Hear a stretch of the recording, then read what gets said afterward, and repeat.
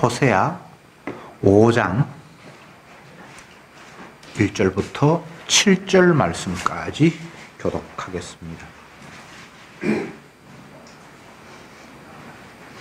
제사장들아 이를 들으라.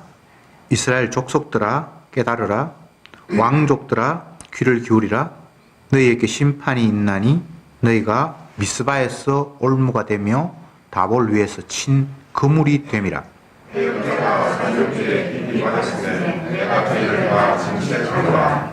에브라임은 내가 알고 이스라엘은 내게 숨기지 못하나니 에브라임아 이제 네가 행음하였고 이스라엘이 이미 들어왔느니라.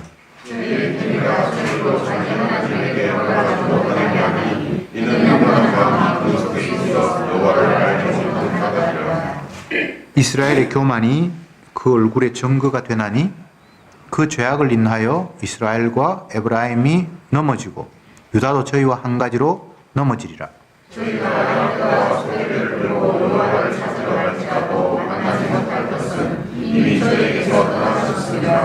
저희가 여호와께 정조를 지키지 아니하고 사생자를 낳았으니 그러므로 세 달이 저희와 그 기업을 함께 삼키리로다.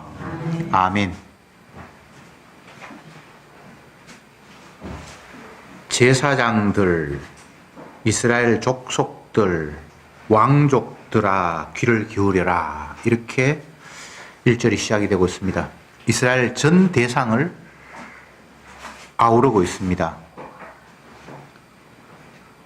계속해서 주님은 이스라엘 향해서 한 가지로 하시는 말씀이 음행하였다. 음행은 사랑해야 될 대상을 떠나서 다른 것을 사랑하는 것이다.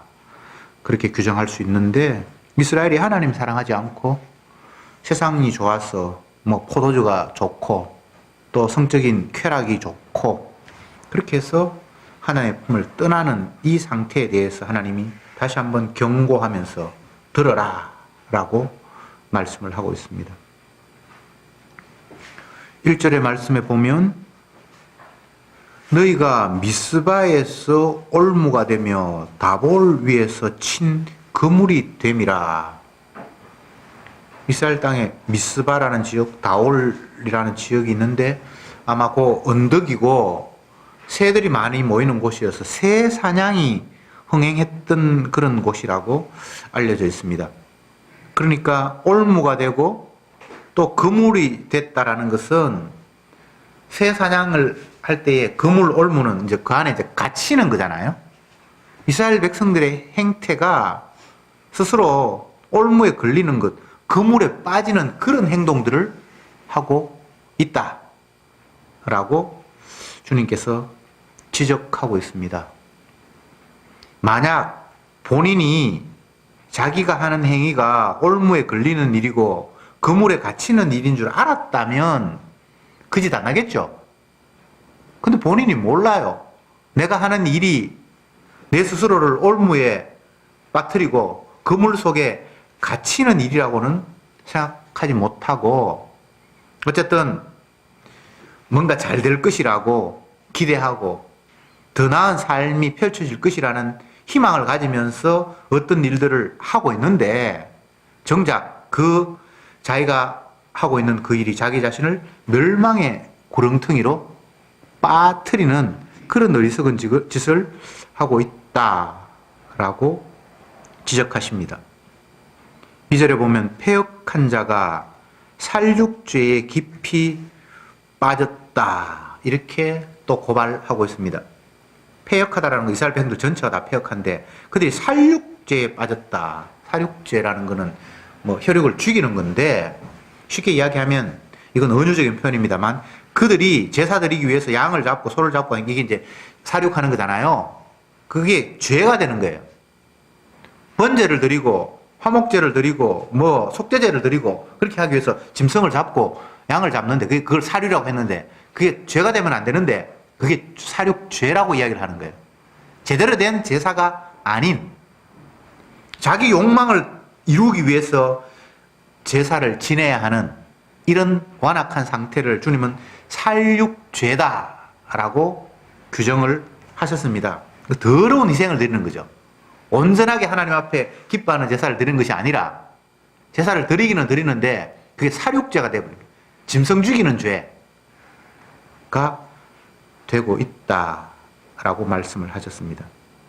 3절에는 에브라임은 내가 알고 이스라엘은 내게 숨기지 못하나니 에브라임아 네가 이제 네가 음행하였고 이스라엘이 이미 더러웠느니라. 여기서 이스라엘, 에브라임 뭐 이렇게 같이 나오는데 같은 그냥 지역입니다. 이스라엘의 대표적인 지역이 에브라임이라고 보면 되죠. 왜 그렇게 되는고 하면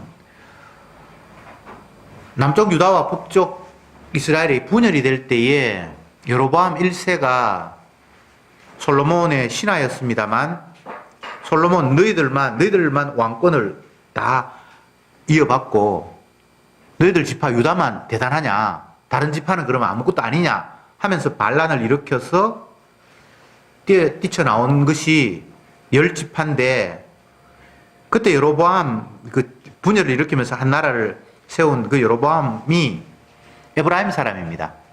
그래서 에브라임이 북쪽 이스라엘의 거의 수도처럼 그렇게 됐으니까 이스라엘의 대명사 에브라임, 이스라엘 똑같이 같은 식으로 이야기를 합니다. 거기에 우상 섬기는 베델도 두었고 예루살렘에 성전이 있었잖아요.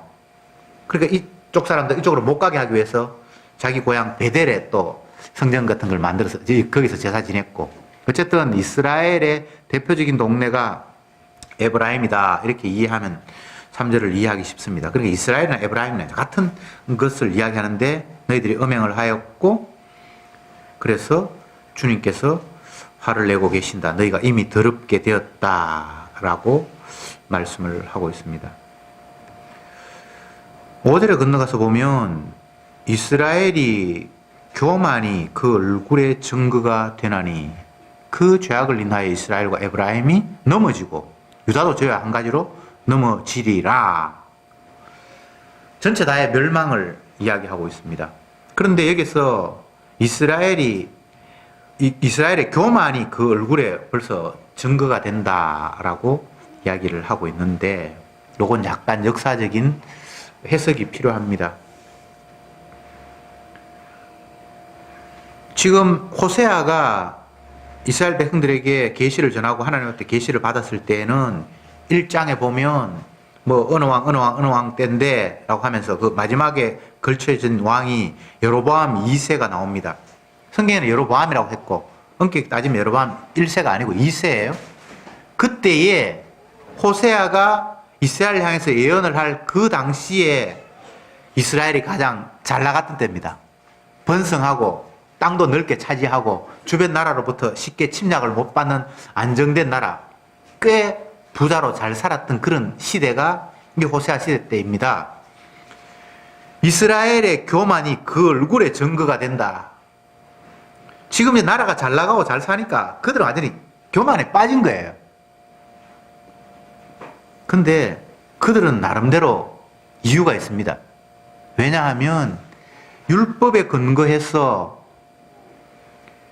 잘 되고 부하고 풍족할 때에는 하나님의 말씀에 순종해서 그 순종에 대한 결과로 복이 온다고 그들은 믿고 있었습니다. 신명기에 보면 너희들이 율법에 순종하면 뭐 떡반죽 그릇이 복을 받고 뭐 번성하고 이렇게 돼 있으니까 그들이 지금 잘 살고 있으니까 순종해서 복 받아서 우리가 잘 살고 있다라고 인식하고 있다 이 말이죠. 그런데 그것이 바로 얼굴이 교만해 지금 교만한 모습이 얼굴에 지금 다 너희들이 담고 있네 라고 주님께서 책망을 하시는 거예요.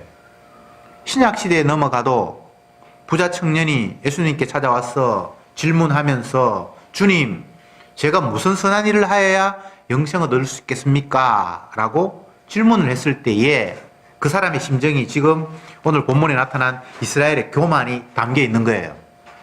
부자 청년이에요. 본인도 그렇게 생각했고 다른 사람들도 똑같이 바라보고 있습니다. 이가 부자가 된 것은 하나님의 말씀에 순종을 해서 복을 받아서 잘 사는 것이다. 그러니까 자기 잘 사는 거는 지 행동 잘해서 잘 사는 거예요. 그러니까 교만할 수밖에 없겠죠.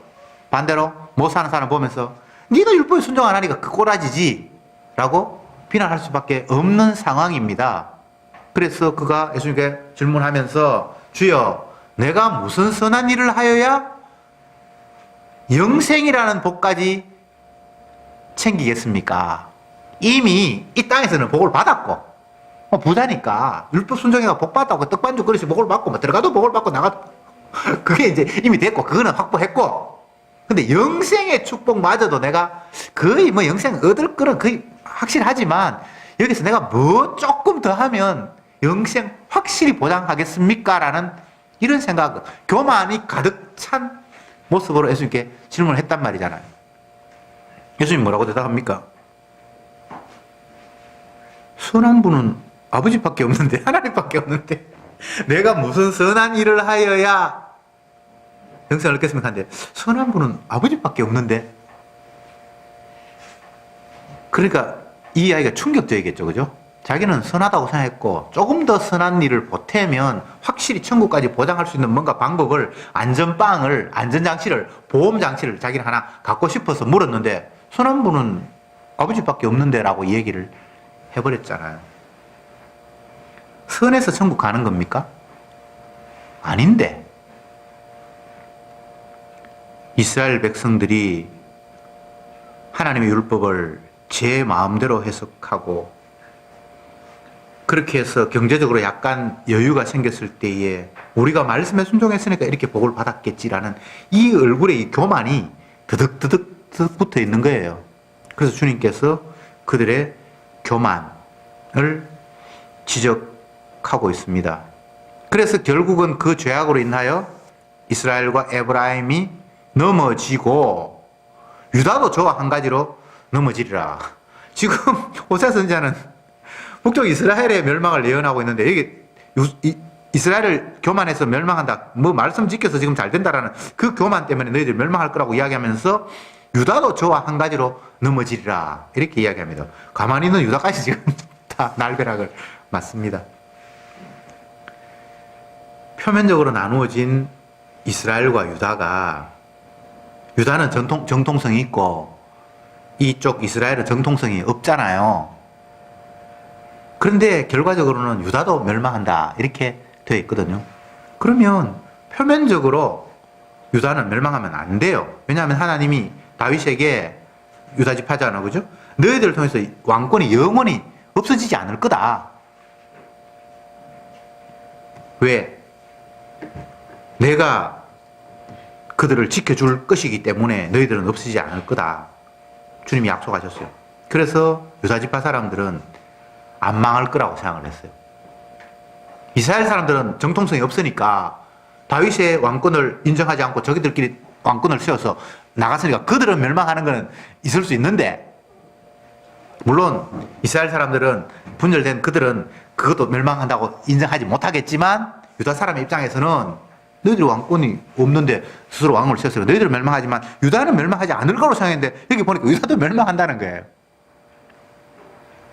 주님이 다윗을 향해서 약속하시기를 너를 통해서 계속해서 왕이 이어질 것이고 네가 범죄한다 할지라도 너 혈통을 통해서는 왕권을 빼앗지 않고 영원히 지속될 것이라고 말씀을 하셨어요. 표면적으로 그렇게 약속하셨어요. 근데 그게 혈통적인 유다지파를 이야기하는 게 아니에요. 다윗의 대를 이어서 올 메시아가 어떤 일이 있어도 멸망하지 않는다라는 이야기를 이렇게 했어요. 그래서 여기 오늘 5절에는 유다지파도 멸망할 거다라고 되어 있고 그런데 그 앞부분 4장 15절 한번 볼까요? 이스라엘아 너는 음행하여도 유다는 죄를 범치 말아야 할 것이니라 이렇게 되어 있죠. 지금 호세아 5장 펴놨잖아요. 거기 보면 5장 5절에는 이스라엘도 넘어지고 유다도 한 가지로 넘어지라 이렇게 되어 있죠. 그죠? 그런데 그 앞에 4장 15절을 보면 이스라엘아 너는 음행하여도 유다는 죄를 범치 말아야 할 것이니라 이렇게 되어 있잖아요. 근데 여기 유다가 이 5장에서 유다하고 뭐 어떻게 다른가요? 달라요. 지금 5절에서는 유다를 그냥 혈통적으로 이야기하고 있고 4장 15절에서 유다는 혈통적인 유다이 아니라 유다의 후손으로 다윗의 후손으로 올 메시아를 유다라고 하고 있어요. 그래서 이 메시아는 범죄치 않아요. 죄짓지 마라 유다 지파, 이스라엘 지파 멸망하는 거 봤지? 너희들은 그렇게 죄져서 멸망하면 안 돼 라는 이런 이야기가 아니고 혈통적인 이스라엘은 다 멸망해도 하나님이 약속한 그 메시아로 오실 유다의 후손은 결코 그렇게 멸망할 자가 아니야 라는 이야기를 하고 있는 거예요. 이래서 이게 성경이 어려운 거예요. 한쪽에는 멸망하지 말아야 된다. 물론 멸망하지 말아라는 말을 정신 차리라는 이야기로 받아들이지만 멸망 안 한다는 이야기고 5절에서는 이쪽 저쪽 다 멸망한다는 이야기를 하고 있는 거예요. 다시 율법을 좀 생각해 봅시다. 율법을 지키면 복을 받는다. 그런데 율법을 지키지 못하면 너희들이 저주를 받는다. 그게 율법을 주시면서 하나님께서 약속하신 내용이잖아요. 지키면 복 받고 못 지키면 저주 받는다. 그런데 지금 호세아가 예언하고 있는 이 이스라엘, 이 당시는 이스라엘이 잘 나갔어요. 잘 살았어요. 그러니까 그들의 인식이 어떻다고요?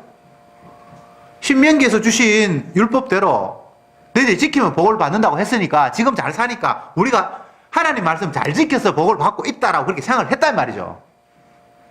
근데 그게 하나님 보실 때 너무나 말도 안 되는 교만인 거예요. 이스라엘 율법 잘 지켰습니까? 율법이 주어진 이유는 율법 잘 지켜서 복을 받는다라는 걸 이야기하는 것이 아니라 너희는 죽었다 깨어나도 율법 앞에서 죽을 죄인이야 라는 것을 확인시키기 위해서 율법을 줬는데 그들은 이걸 잘못 읽어서 자기가 율법 제대로 지켜서 복을 받았다고 착각을 하고 있는 거예요. 로마서 3장에 가면 율법을 주신 이유는 율법을 통해서 우리가 죄인인 줄 깨닫게 하기 위해서 율법을 주었지 율법 지켜서 복 받을 그런 조건에 있는 사람은 아무도 없다. 그러면 복은 어떻게 오는가? 율법 외에 한 의의가 그에게 더집혀져야만 복이 온다. 이게 로마서에 되어 있어요.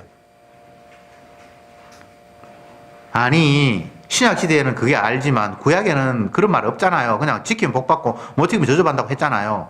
그렇지? 그러면 지금 잘 됐으니까 복 받다는 말이 맞잖아요. 아니에요. 아니에요. 이들이 오해하도록 하나님의 말씀에 전혀 깨닫지 못하는 상태에 두도록 했기 때문에 이들은 이런 식의 해석을 하면서 자기 착각에 빠졌던 거예요.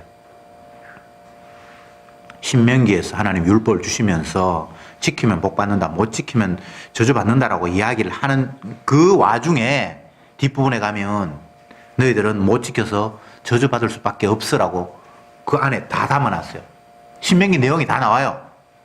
신명기에 들어가도 복을 받고 나가도 복을 받고 지키면 반대로 못 지키면 들어가도 저주 나가도 저주라고 얘기를 해놓고는 앞부분에 그걸로 끝나버리면 지킬 수 있겠다 못 지킬 수 있겠다 되는데 그 말하고 뒷부분에 너희들은 못 지켜서 저주받을 거야 라는 이야기를 했다 이 말이죠.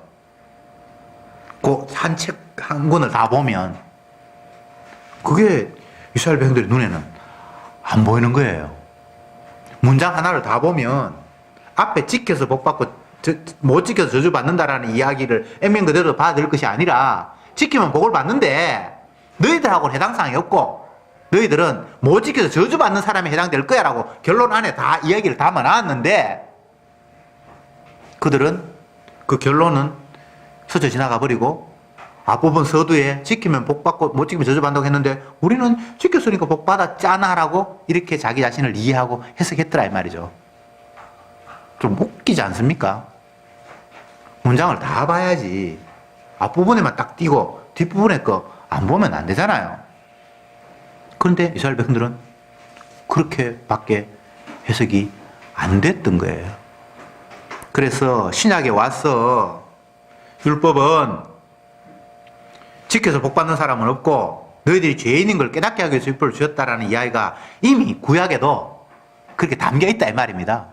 못 지켜서 복 받는 것만 너희들이 해당사항 있다고 했으니까. 다시 말씀드립니다. 주님이 모세를 통해서 이스라엘 백성들에게 이게 하나님의 뜻이다라고 율법을 주셨잖아요. 시내산에서 모세는 받았고, 그 내용 가운데 너희들은 하나님 말씀을 지키면 복을 받아. 그렇지만 못 지키면 저주받을 거야 라고 얘기를 했어요. 그리고는 뒷부분에 가서는 그런데 너희들은 하나님 말씀을 지킬 수가 없어. 그래서 결국은 저주받을 거야 라는 이야기가 율법 안에 다 담겨있다 이 말입니다.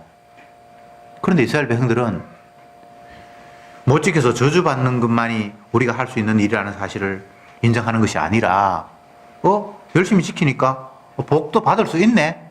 우리가 이렇게 잘 사는 거 보니까 이거 복 받은 거 맞지? 라고 해석을 했다 이 말이죠. 다시 호세아 본문으로 돌아가서 이스라엘이 교만하여 결국은 넘어질 것이다. 이스라엘뿐만 아니라 유다도 한 가지로 넘어진다. 혈통적인 유다는 유다가 아니에요. 다 그냥 이스라엘처럼 한 가지로 넘어져야 돼요. 혈통적인 다윗의 후손은 왕권이 영원히 지속되지 않아요. 무너져야 돼요. 마태복음 1장이 시작이 되면 아브라함과 다윗의 자손 예수 그리스도의 세계라 하면서 족보가 쫙 나옵니다. 그런데 놀라운 것은 혈통적으로 아브라함의 후손이고 다윗의 후손인 사람이 메시아로 오는 것처럼 성경에 기록이 되어 있어요. 아브라함이 이삭을 낳고 이삭이 야곱을 낳고 야곱은 유다와 그 형제를 낳고 유다는 다말에서 베레스 햇사를 낳고 베레스 햇사라는 햇사를 낳고 라함을 낳고 아미나답을 낳고 쫙 나오면서 마리아에게서 예수님이 나셨느니라 이렇게 되어 있거든요. 표면적으로 예수님이 아브라함과 다윗의 자손이라고 해놓고 구약에 아브라함과 다윗의 자손으로 메시아가 오신다고 했으니까, 그런데 중간에 그 족보를 보면 여자 이름이 등장을 해요. 라합은 보아스에게서 뭐를 낳고, 또 우리아의 아내에게서 무엇을 낳고, 이런 식으로 해가지고 여자가 4명이 등장을 해요. 그냥 아브라함이 아들 이삭을 낳고 이삭이 야곱을 낳고 이렇게 쭉 나가면 그 족보가 이해가 되는데, 굳이 여자가 등장하려면 아브라함이 아내 사라에게서 이삭을 낳고 이렇게 하면 되는데, 그냥 아버지가 아들 쭉쭉 나가다가 중간에 여자 이름이 들어가고 이렇게 4번이나 나온단 말이죠. 근데 그 4번이 특이한 게 이방인 여자 이름이 등장을 하거든요.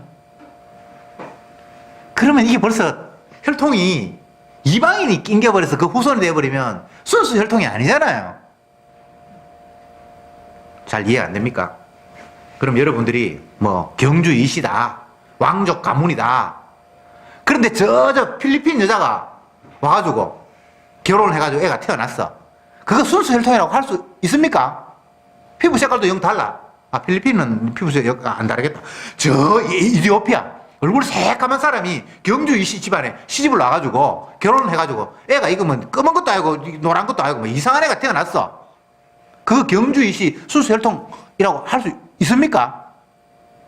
성경에 예수님의 족보라고 하면서 아브라함과 다윗의 후손이라고 얘기해놓고는 기생 라합의 혈통이 들어가고 우리아가 결혼한 여자하고 또 어떻게 해가지고 다윗이 아이를 낳고 또 다른 이름이 나오고 마지막에 이제 마리아가 나오는데, 마리아는 이스라엘 사람 맞아요. 근데 마리아는 정통으로 아브라함과 다윗의 혈통하고 결혼을 하려면 요셉을 통해서 결혼을 해가지고 태어나야 되는데 요셉하고 잠자리도 같이 안 했는데 태어나 버렸어. 이방인도 아닌데. 근데 왜 이방인으로 취급하는가? 이 땅에 있는 사람은 다 예수님 태어나기에 다 이방인이에요. 성경은 그렇게 해석하는 거예요. 마리아가 애를 낳을 수 있습니까? 남자도 가까이 안 했는데. 그래서 마리아가 낳은 게 아니에요. 성령이 낳았어. 성령으로 잉태했다고 돼 있잖아요. 이게 이 성경이 어려운 거예요. 분명히 혈통적으로 아브라함과 다윗의 자손으로 예수님이 오신다고 못 박아놓고 봐라 그렇잖아라고 이렇게 얘기를 하는데 결국은 보니까 이 혈통하고 상관이 없이 성령을 의해서 남자도 없는 가운데 여자가 그냥 아이를 낳아버렸어. 그렇게 혈통을 잇는 것 같지만 혈통을 넘어서는 메시아의 탄생이에요. 그래서 혈통적인 유다의 자손이 아니라 결국은 유다라는 것은 이 혈통을 뛰어넘는 그 어떤 분이라는 사실을 성경이 이야기하고 있는 겁니다. 그래서 이 땅의 인간의 혈통은 다 멸망해야 돼요. 이스라엘 정통성이 없어. 유다 역시 똑같아요. 그래서 이스라엘도 멸망하고 유다도 멸망할 거라고 5절이 기록하고 있는 겁니다. 6절에는 이렇게 되어 있습니다. 저희가 양떼와 소떼를 끌고 여호와를 찾으러 갈지라도 만나지 못할 것이며. 양떼와 소떼를 왜 끌고 갑니까? 제사 드리는 제물용이에요. 열심히 제사 드리는데 여호와 못 만난대요. 이건 똑같은 이야기예요. 7절에는 이렇게 되어 있습니다. 저희가 여호와께 정조를 지키지 아니하고 사생자를 낳았으니 그러므로 세 달이 저희와 그 기업에 함께 삼키리로다. 여기 세 달은 지금 이제 4월이잖아요. 그러면 5월 되면 그 세 달이라고 그러는 거예요. 새해, 세 달. 세 달은 어떻게 하느냐. 이스라엘 백성들 월삭, 첫 달 오면 제사를 드리고 예물을 드리는 날이에요. 이제 네가 하나님께 예물 드릴 거라고 세 달이 오면, 세 날이 오면 라고 하는 그 일이 너희를 집어 삼킨다. 그러니까 이것은 쉽게 이야기하면 그들이 살육죄, 제물을 갖다 바치면서 더러운 제물을 갖다 바치고 또 양떼와 소떼를 몰고 와서 하나님께 제물을 바치고 또 세 달이 되어서 하나님께 제사 드려야지. 이것 자체가 너희를 망하게 한다는 거예요. 종교적인 열심. 복 받겠다고 뭔가 하는 그런 것.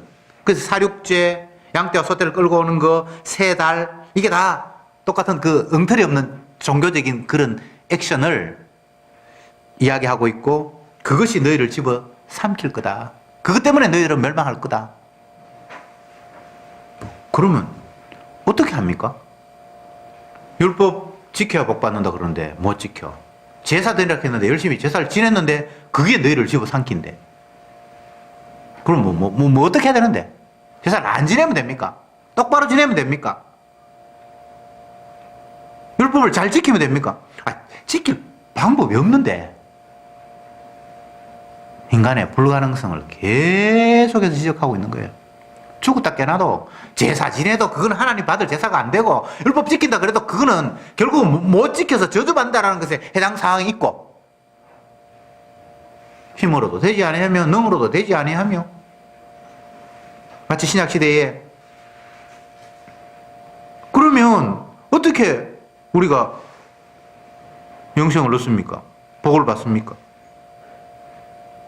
사람으로서는 할 수 없다. 이런 패턴이 계속 되는 거예요. 여러분 뭐해서 복을 받을까요? 복 받는 방법 없어요. 교회에 열심히 신앙생활하고 그것도 제대로 복음 아는 교회 가서 예배드리고 충성하면 아닌데 그것도 아닌데 우리의 행위로는 복 받을 방법이 없다라는 이야기를 성경이 하고 있는 거예요. 제사 드리고 예물 드리고 어떻게 하나님 말씀 그대로 해서 그대로 실천하고 어떤 짓을 해도 순수하게 하고 욕심 없이 하고 욕심 없을 수도 없지만 안 된다는 이야기를 계속해서 성경이 하고 있는 거예요. 너희들이 하는 행위는 결과적으로 저주밖에 양산 못 한다는 거예요. 혈통적으로 이 지파는 아니니까 이 지파는 맞다. 그것도 아니라는 거예요. 북쪽 이스라엘은 정통성이 없는데 유다는 정통성이 있잖아요. 그것도 아니라는 거예요. 어떡할 건데? 우리는 안 됩니다. 율법으로는 하나님 앞에 어렵다 할 육체가 없으면 안 되는 거예요.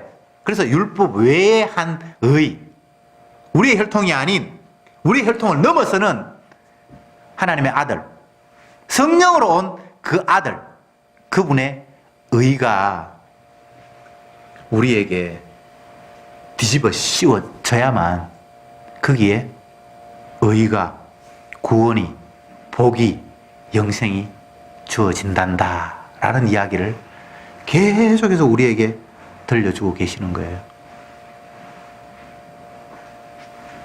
여러분 힘대로 안 됩니다. 우리가 신앙생활을 해가지고 그거는 하나님 받을 수가 없습니다. 우리가 소를 끌고 오고 뭐 염소를 끌고 떼거리로 몰고 와서 하나님 앞에 드려도 이게 선지자 쓰에 계속 나오는 거잖아요. 너희들이 드리는 피에 이제 하나님이 지쳤다. 그 냄새도 맡기 싫다고 했잖아요. 성전 마당을 수없이 밟고 다니는데 이제 문을 걸어 잠궈라. 주님이 너희들 역겨워서 도저히 못 보겠다. 주님 만나는 방법이 주님이 지정하신 성전에 와서 하나님 앞에 지정한 제물을 드릴 때 내가 만나주라고 얘기를 했는데 주님이 문을 걸어 잠그라고 해요. 그럼 뭐 어떡하는데? 너희들은 못 만나는. 이것을 에덴 동산에서 추방시키고 난 이후에 천사들이 불검을 가지고 지켜서 너희들은 죽었다 깨나도 못 온다라는 이 상황을 계속해서 확인시키고 있는 거예요. 신약시대도 마찬가지예요. 우리가 하나님을 만날 수 있는 방법이 없어요. 내가 어떻게 해서 뭐 주님 앞에 복을 따낸다거나 영생의 길을 갖는다거나 좁은 길을 찾아서 갈 수 있는 방법은 없어요. 그래서 사람으로서는 할 수 없어대. 예수님이 하신 이야기가 나는 한다. 내가 길이고 내가 진리고 내가 생명이다. 너희들에게는 길도 없고 생명도 없다. 내가 길이다. 내가 생명이다. 그래서 성도는 예수님을 믿는 거예요. 나를 믿는 게 아니고 예수님을 믿는다 그러니까 사람들이 오해하기를 뭐 우선 뭐 내가 내 말고는 누가 믿을 사람이 있나? 나 아들도 못 믿겠고 뭐 마누라도 못 믿겠고 자식도 못 믿겠고 나는 나를 믿지 이게 기본이 돼 있어요. 나도 믿지만 예수님은 더 믿을 만한 사람이야. 이게 우리들의 생각이에요. 내 믿음은 이거 틀림없어. 뭐 새순교회 아니면 새순교회 아니면 뭐 십자가 마을 뭐 누구는 틀림없어. 아니 그게 아니고 예수님 외에는 믿을 수가 없다는. 다른 거는 다 못 믿어요. 근데 예수님만 믿어요. 그게 주님께서 말씀하시는 예수 믿는 거예요. 도울 힘이 없는 인생을 의지하지 말라. 그 인생은 뭐 생명이 코에 숨 쉬는 걸로 있는데 그걸 어떻게 믿냐? 숨 딱 나고 끝인데. 그건 믿을 대상이 아니에요. 잠깐 있다가 사라져 버릴 건데 그걸 어떻게 믿어? 영생해야지. 그 믿을 대상인데 인간이 영생하는 인간이 어디 있습니까? 인간이 얼마나 어리석은 게 주님은 말씀을 하셨으면 그 말씀대로 시행하시는 분이잖아. 그죠? 그래서 우리의 이 살아가는 모든 환경이 말씀이 시행되는 현장이잖아요. 이 세상이 다 하나님의 말씀이 틀림없다는 걸 보여주는 현장이 지금 이곳이거든요. 선악과를 따먹으면 정령 죽으리라고 주님께서 약속을 하셨는데 선악과 따먹은 인간이 죽어가는 장면이 이 세상에 막 전부 이 시체들이 다 죽어가는 거잖아요. 한 번 죽는 것도 하나님 정했대. 그거 보여주려고 날마다 죽이는 환경에 우리가 목격하고 있잖아요. 혹시 여러분들 가운데 안 죽는 사람 본 사람 있습니까? 혹시 인류의 역사 가운데 그런 거 없잖아요. 그러니까 주님이 약속되는 걸 죽인다 그러는 걸 날마다 죽이는 걸 보면서도 그 하나님 말씀을 못 믿어.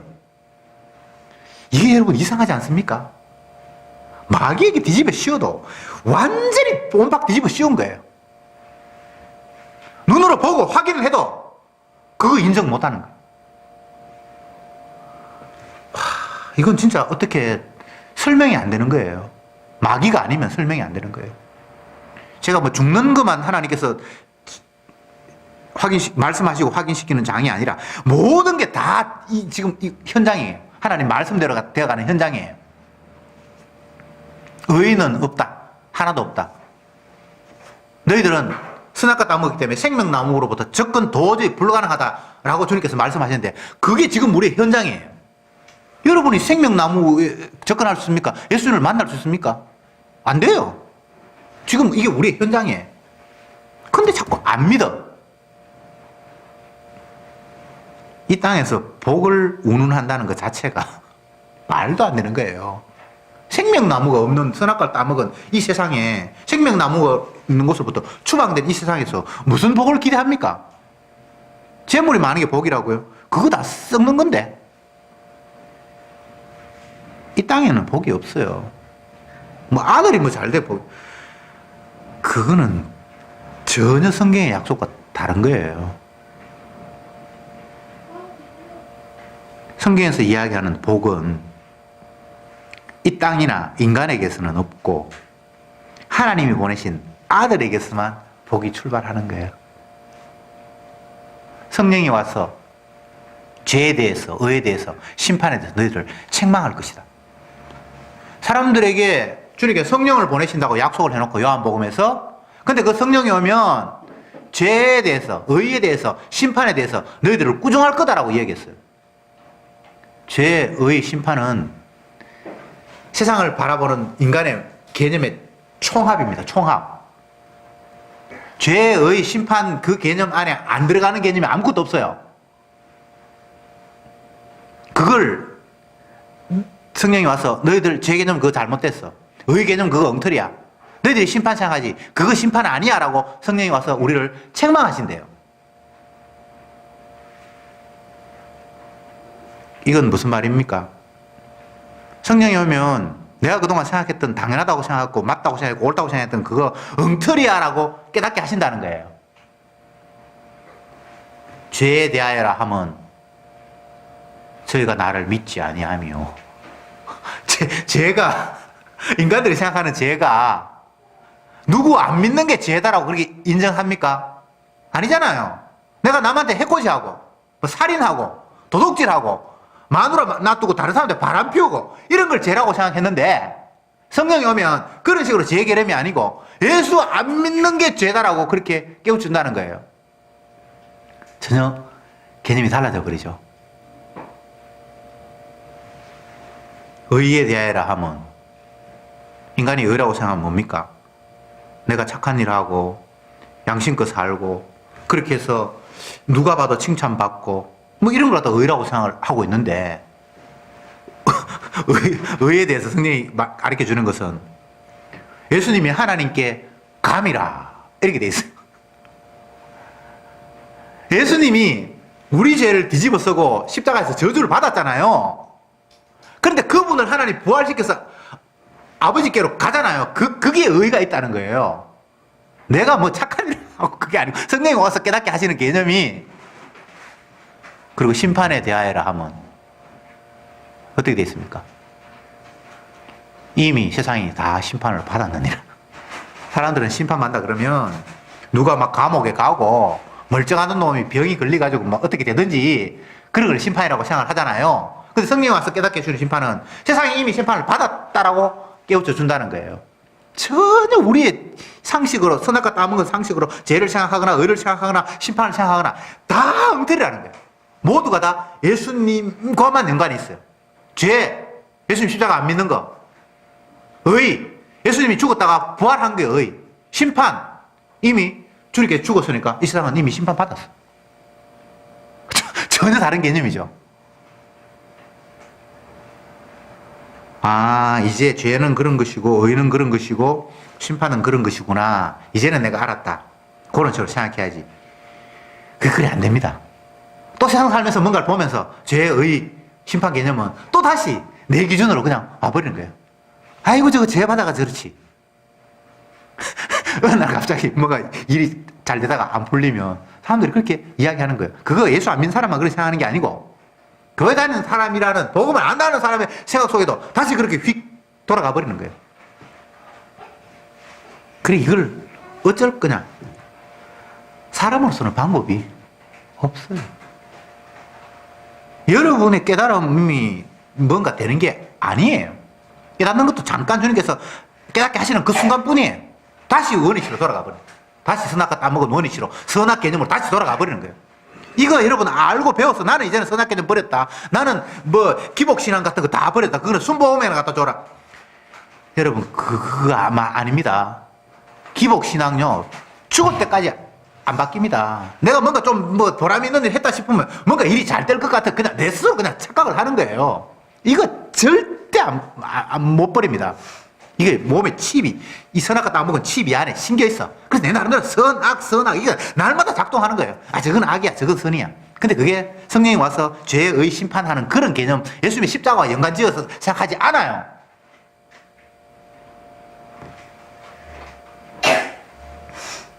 결론을 말씀드립니다. 우리는 죽었다 깨어나도 안 됩니다. 내가 뭘 한다 깨달았다 무슨 수를 해도 안 된다 아사라 너희로서는 안 된다. 그래서 율법 외에 다른 독특함이 뭐가 하나 있는 거예요. 그게 예수님께서 십자가를 통해서 이룬 율법 외의 의예요.